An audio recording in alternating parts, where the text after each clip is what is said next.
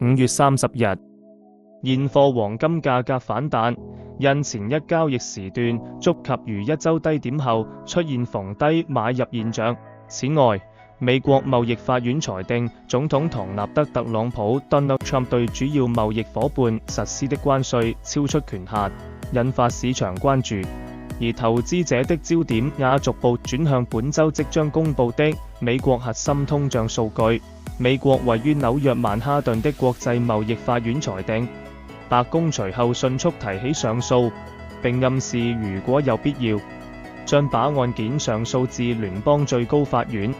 當前黃金的上升部分源於技術性回補，同時在美國債務問題及全球貿易緊張局勢持續的背景下，經濟不確定性仍為金價提供支撐。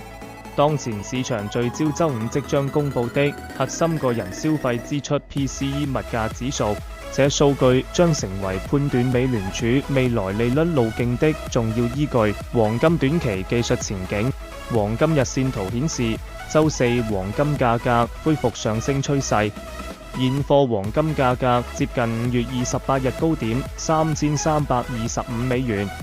這種情況下，金價可能會挑戰$3350。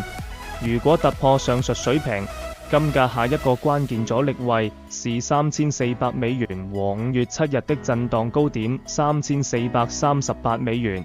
如果實現上述目標，金價的下一個目標將是$3500。下行方面，假如金價重挫至$3300下方，將開啟挑戰$3250的道路。一旦有效跌破後者，金價將有可能跌向50日簡單移動平均線 SMA 3210 SMA 3228。